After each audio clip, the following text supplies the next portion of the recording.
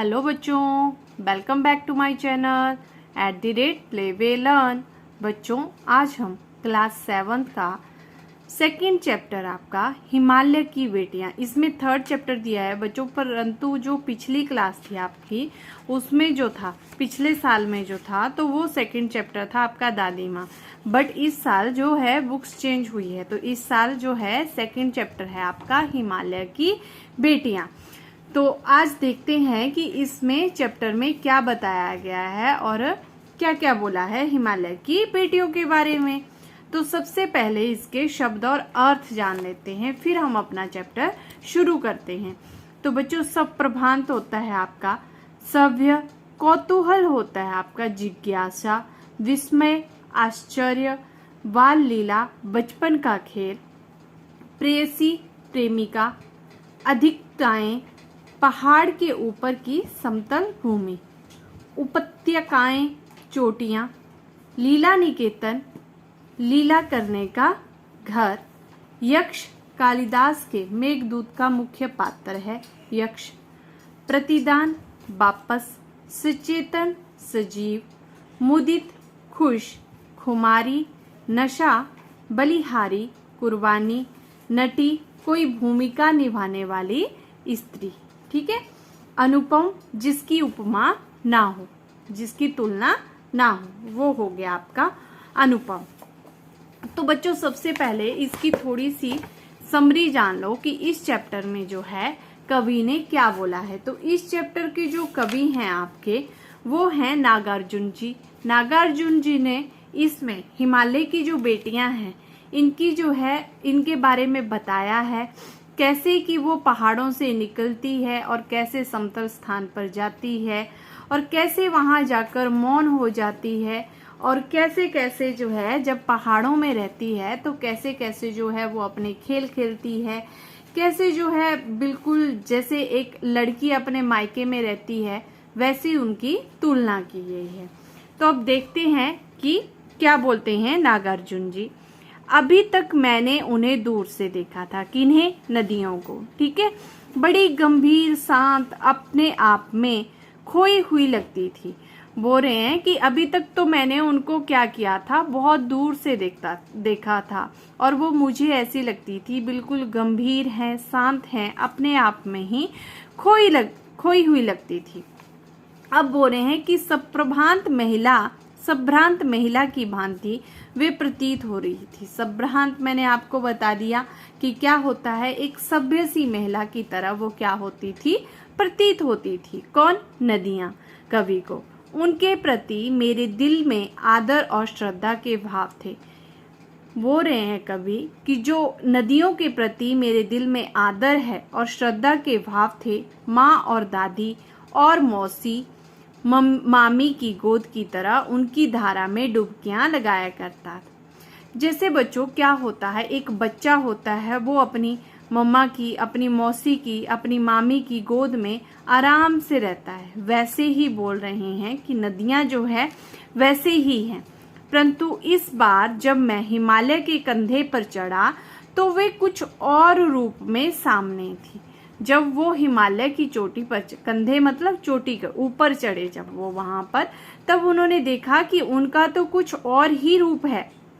मैं हैरान था कि यही दुबली पतली गंगा, यही यमुना, यही सतलुज समतल मैदानों में उतरकर विशाल कैसे हो जाती है।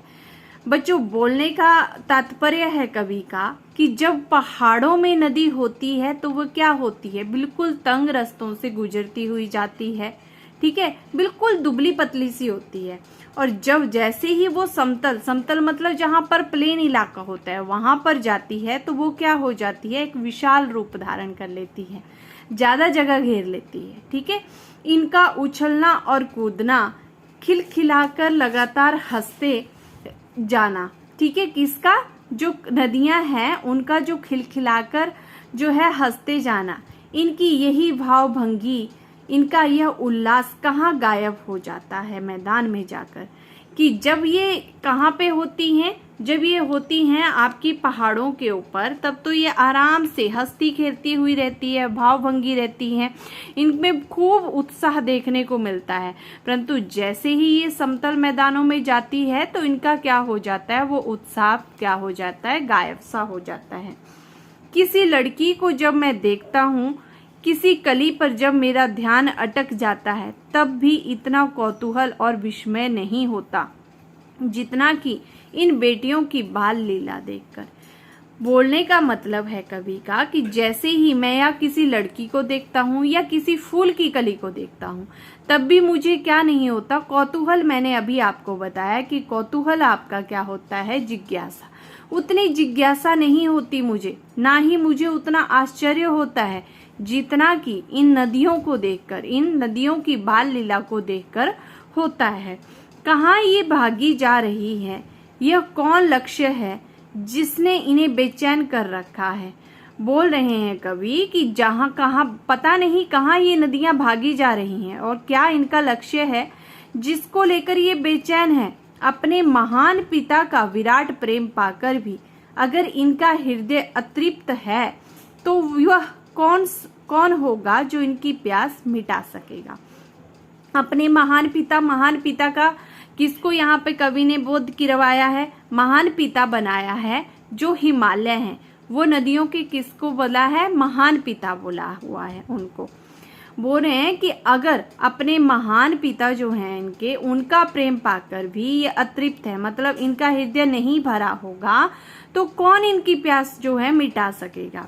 बर्फ जली नंगी पहाड़ियां, छोटे छोटे पौधों से भरी घाटियां, बंधुर अधिकताएं, सरसब्ज उपत्यकाएं, ऐसा है इनका लीला निकेतन। बोल रहे हैं कि जैसे ही बर्फ से ढकी होती हैं क्या, जो पूरी पहाड़ियां हैं, ठीक है, और छोटे छोटे पौधों से भरी है, कहीं पर बहुत छोटे छोटे होंगे पौधे, तो वैसी भरी हुई है। तो वहां पर क्या होता है, चोटियों से कहीं कैसे होते हैं पहाड़ जो होते हैं बेटा, उबड़ खाबड़ होते हैं, जैसे कहीं पे ऊंचा होगा कहीं पे नीचे होगा। तो वैसे ही इनकी जो है लीला निकेतन, इनका जो है लीला करने का घर है वो कौन, पहाड़। खेलते खेलते जब ये दूर निकल जाती है, तो जैसे ही खेल खेल कर ये दूर निकल जाती है, तो देवदार, चीड़, सरो, चिनार, सफेदा कैल के जंगलों में पहुंचकर शायद इन्हें बीती बातें याद करने का मौका मिल जाता है। ये जो सारे पेड़ हैं ये पहाड़ों में बहुत प्रसिद्ध है। कौन कौन से, देवदार, चीड़, सरो, चिनार, सफेदा, बहुत अधिक मात्रा में पहाड़ों में पाए जाते हैं। तो बोल रहे हैं कि जंगलों में पहुंचकर शायद इन्हें बीती बातें याद करने का मौका मिल जाता होगा, कि जो भी बीती बातें होगी इनकी, उनको याद करने का मौका मिलता होगा।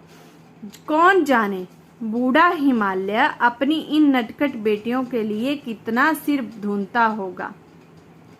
बड़ी बड़ी चोटियों से जाकर पूछिए तो उत्तर में विराट मौन के सिवाय उनके पास और रखा ही क्या है।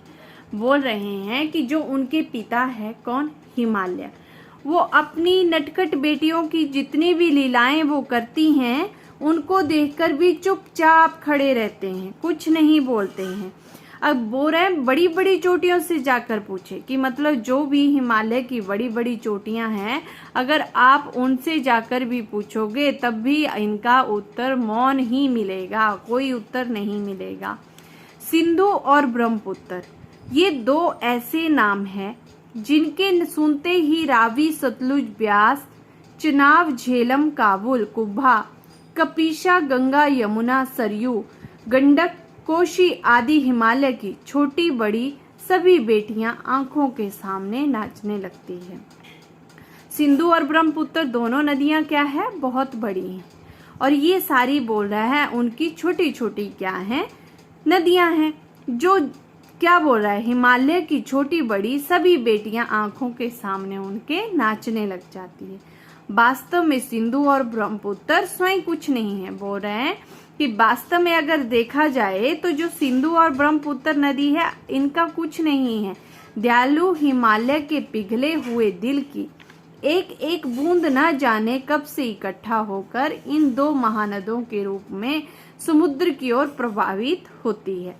कि क्या होता है, हिमालय में जो बर्फ होती है और जब वो पिघल जाती है और क्या होता है कि ये नदियां क्या हो जाती है, बहुत ज़्यादा भर जाती है और महानदों के रूप में मिल जाती है, तो वो बहुत बड़ी महानदियां बन जाती है। कितना सौभाग्यशाली है वह समुद्र जिसे पर्वतराज हिमालय की इन दो बेटियों का हाथ पकड़ने का श्रेय मिला है।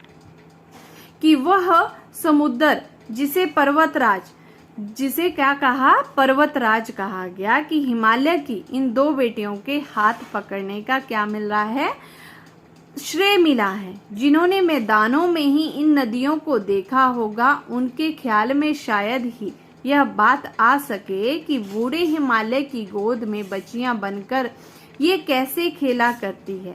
माँ बाप की गोद में नंग धड़ंग होकर खेलने वाली इन बालिकाओं का रूप पहाड़ी आदमियों के लिए आकर्षक भले ना हो, लेकिन मुझे तो ऐसा लुभावना प्रतीत हुआ वह रूप कि हिमालय को ससुर और समुद्र को उसका दामाद कहने में कुछ भी झिझक नहीं होती।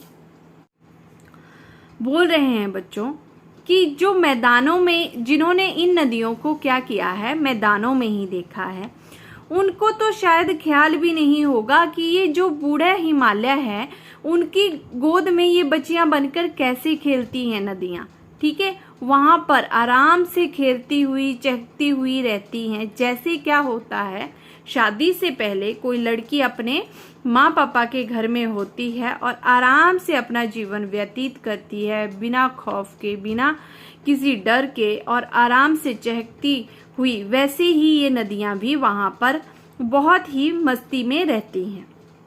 तो बोल रहा है कि क्या, लेकिन मुझे तो ऐसा लुभावना प्रतीत हुआ कि हिमालय को ससुर क्यों कहा गया, क्योंकि हिमालय की बेटियां किसको माना गया, नदियों को, और समुद्र को क्या माना गया, दामाद माना गया। मतलब नदियों का जो पति माना गया वो किसको माना गया, समुद्र को, जिसके चलते हिमालय को क्या माना गया, इनका ससुर माना गया। दामाद कहने में कुछ भी झिझक नहीं होगी। बोल रहे हैं कि अगर मैं उनको दामाद भी कहूँ समुद्र को, किसका, हिमालय का, तो इसमें कोई झिझक नहीं होगी, इसमें कोई दो राय नहीं होगी। कालिदास के बिरही यक्ष ने अपने मेघदूत में कहा था, जो कालिदास की एक बिरही यक्ष है उसमें उन्होंने अपने मेघदूत से कहा था, बेत्रवती बेतवा नदी को प्रेम का प्रतिदान देते जाना, तुम्हारी वो प्रेयसी तुम्हें पाकर अवश्य ही प्रसन्न होगी। तो बोला है कि जो बेत्रवती बेतवा है उसको क्या, प्रेयसी मतलब प्रेमिका, क्या, प्रेयसी मतलब प्रेमिका तुम्हें पाकर अवश्य ही प्रसन्न होगी। यह बात इन चंचल नदियों को देखकर मुझे अचानक याद आ गई और सोचा कि शायद उस महाकवि को भी नदियों का सचेतन रूपक पसंद था। दरअसल जो भी कोई नदियों को पहाड़ी घाटियों और समतल आंगनों में के मैदानों में जुदा जुदा शक्लों में देखेगा, वह इसी नतीजे पर क्या होगा, पहुंचेगा। ठीक है, अब बोल रहा है काका कालेकर ने नदियों को लोक माता कहा। क्या कहा उन्होंने, लोक माता कहा। किंतु माता बनने से पहले यदि हम इन्हें बेटियों के रूप में देख लें तो हर्ज क्या है, कि अगर इन नदियों को माता क्यों कहा गया, क्योंकि माता जो होती है बच्चों का क्या करती है, पालन पोषण करती है। वैसे ही ये जो नदियां हैं ये भी क्या करती है बच्चों, हमारा पालन पोषण करती है, हमारे लिए शुद्ध वायु, शुद्ध जल, हर चीज जो है वो प्रोवाइड करवाती है। किंतु अगर हम इन्हें माता बनने से पहले अगर बेटियों के रूप में देख लें तो इसमें बोल रहे हैं कि हर्ज ही क्या होगा। और थोड़ा आगे चलिए, इन्हीं में अगर हम प्रेयसी की भावना जोड़ करें तो कैसा रहेगा। अगर इसी को हम अपनी प्रेमिका की भावना दे देंगे तब तो और भी अच्छा रहेगी। ममता का एक और भी धागा है जिसे हम इनके साथ जोड़ सकते हैं, वहन का स्थान। कितने कवियों ने इन नदियों को दिया है। एक दिन मेरी भी ऐसी भावना थी जो लिंग तिब्बत की बात है, मन उचट गया था, तबीयत ढीली थी, सतलज के किनारे जाकर बैठ गया। दोपहर का समय था, पैर लटका दिए पानी में। थोड़ी ही देर में उस पर प्रगतिशील जल ने असर डाला। तन और मन ताजा हो गया और लगा मैं गुनगुनाने। कवि बोल रहे हैं नागार्जुन जी कि एक दिन क्या हो गया, मेरी तबीयत थोड़ी ठीक नहीं थी, ठीक है, और मैं कहाँ चला गया, सतलज के किनारे चला गया, जहाँ पर दोपहर के समय अपना पैर उन्होंने क्या कर दिया, थोड़ी देर जो प्रगतिशील मतलब जो बह रहा है पानी उसमें डाल दिया। तो उससे क्या हो गया कि मेरा मन ही जैसे मानो क्या हो गया, ताजा हो गया, अच्छा हो गया, और मैं क्या करने लग गया, गुनगुनाने लग गया। अब बोल रहा है, जय हो सतलज बहन तुम्हारी, लीला अचरज बहन तुम्हारी, हुआ मुदित मन हटा खुमारी, जाऊं मैं तुम पर बलिहारी। तुम बेटी यह बाप हिमालय, चिंतित पर चुपचाप हिमालय, प्रकृति नटी के चित्रित पट पर, अनुपम अनुभूत छाप हिमालय। जय हो सतलज बहन तुम्हारी, कि हे सतलुज बहन तुम्हारी क्या हो, जय हो। लीला अचरज बहन तुम्हारी, कि तुम्हारी लीलाएं बहुत ही अनोखी है। हुआ मुदित मन हटा खुमारी, कि मेरा मन खुश हो गया और जो सारी खुमारी थी मन में वो सारी क्या हो गई, चली गई। जाऊं मैं तुम पर बलिहारी, मैं तुम्हारे ऊपर क्या करूं, बलिहारी जाऊं। तुम बेटी हो यह बाप हिमालय, तुम तो बेटी हो किसकी, हिमालय की, और हिमालय तुम्हारे क्या है, पापा है, ठीक है। चिंतित पर चुपचाप हिमालय, तुम्हें लेकर हिमालय चिंतित है पर क्या है, चुपचाप है। प्रकृति के चित्रित पट पर, जो प्रकृति है उसके द्वारा जो चित्रित किया है तुम्हारा क्या पट, अनुपम अद्भुत छाप हिमालय, तो उसमें जो है छाप है हिमालय की जो वो बहुत ही अनुपम है, अद्भुत है। जय हो सतलज बहन तुम्हारी, हे सतलज बहन तुम्हारी क्या हो, जय हो, ठीक है। तो बच्चों ये था आपका चैप्टर जिसमें क्या किया था, नदियों के बारे में बताया है कि हिमालय जो हैं उनके पिता हैं और नदियां जो हैं उनकी बेटियां हैं। जब वो क्या रहते हैं, पहाड़ी इलाके में रहती हैं नदियां, तो वो अपने बहुत मस्ती में घूमती हुई और आराम से कल कल करती हुई आवाज़ उनकी आती है, परंतु जैसे ही वो समतल में चली जाती है तो वो बिल्कुल चुपचाप सी हो जाती है, जैसे कोई लड़की किसमें हो, ससुराल में हो। वैसे जो है कवि नागार्जुन जी ने इनकी तुलना की हुई है इसमें, ठीक है। अब इसके कुछ क्वेश्चन आंसर है जो हम देख लेते हैं। फर्स्ट है कि नदियों को माँ मानने की परंपरा हमारे यहाँ काफी पुरानी है, लेकिन लेखक नागार्जुन ने उन्हें किन रूपों में देखते हैं। तो नदियों को माँ का स्वरूप मानने की परंपरा तो काफी पुरानी है, परंतु लेखक नागार्जुन ने उन्होंने बेटियों, प्रेषी और क्या कहा था, वह बहन, क्या क्या बोला था, जो लेखक नागार्जुन जी हैं उन्होंने क्या क्या बोला था, उनको बेटियां बोला था, प्रेषी बोला था और बहन के रूप में देखने के लिए क्या किया था, कहा था, ठीक है। तो ये था आपका फर्स्ट क्वेश्चन। अब नेक्स्ट है कि सिंधु और ब्रह्मपुत्र की क्या क्या विशेषताएं बताई गई है। तो सिंधु और ब्रह्मपुत्र ये दोनों नाम सुनते ही ना जाने कितनी पवित्र नदियों की छवि सामने आ जाती है। प्राय सिंधु और ब्रह्मपुत्र ये दोनों नदियां हिमालय पर्वत से निकलती है। दयालु हिमालय के पिघलते हुए दिल की एक एक बूंद न जाने कब इनमें क्या हो जाती है, इकट्ठा हो जाती है और इन दो महाद्वीप नदियों के रूप में जाना जाता है। समुद्र की ओर प्रवाहित होती रहती है। समुद्र भी इन दोनों नदियों को अपने में समाकर अपने आप को क्या करता है, सौभाग्यशाली समझता है, ठीक है। अब नेक्स्ट क्वेश्चन है आपका कि काका कालेकर ने नदियों को लोक माता क्यों कहा है। तो बच्चों इसका आंसर हो जाएगा कि काका कालेकर ने नदियों को लोक माता इसलिए कहा है क्योंकि प्राय काल से ही नदियां इंसानों की माता जैसी पालन पोषण करती है। वह हमें क्या करती है, जीवन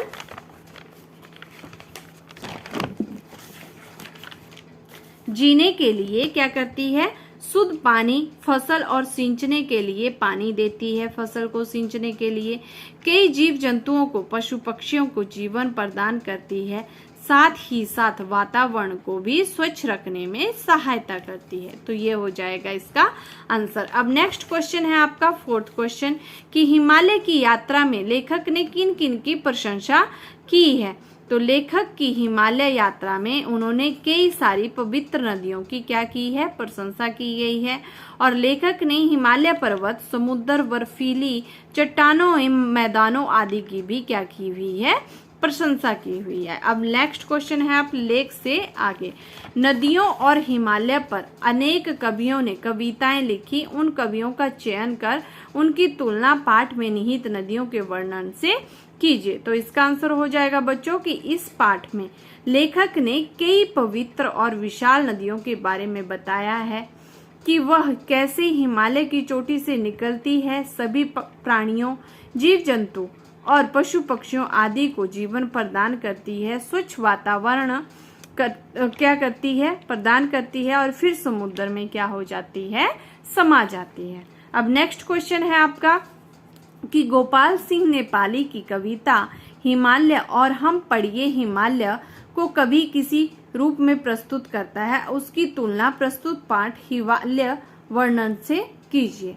तो इसका आंसर हो जाएगा बच्चों आपका कि जो हिमालय है उसकी गोपाल सिंह नेपाली जो हैं, कौन है, गोपाल सिंह नेपाली ने कविता हिमालय और हम में हिमालय को धरती का ताज कहा गया।